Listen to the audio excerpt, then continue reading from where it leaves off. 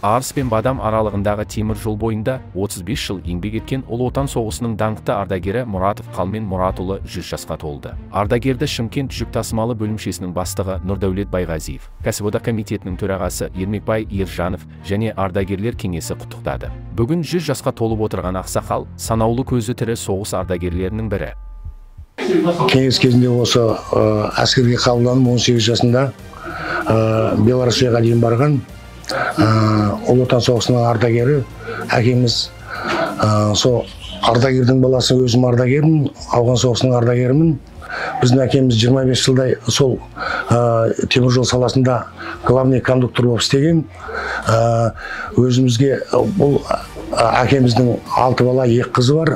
Қалмен ата мәуелі бәйтерекке айналған тау тұлға. Өзінен тараған 6 ұл, 2 қызынан бүгінде 35 немере, 72 шөбере сүйіп отыр. Үлкен ұлы Жақып темір жолда еңбек етіп, зейнетке шыққан.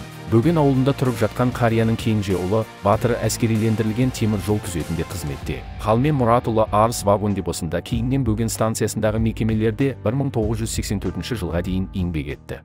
Мен темір жолдан адам болып шыққанмын. Мені адам болып шығарған олар. Мені оқытты, практически оқытты, барлық жағынан тәртіп берді. Сөйтіп мені главный кондуктор пойыздың начальнигі болғанмын.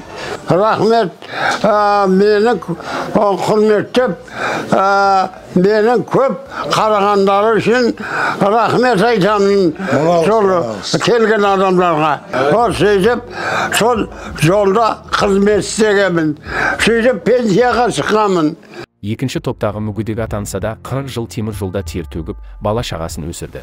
Бүгінде кенже ұлы мен келіннің қолында 5 немересінің ортасында тұрып жатыр.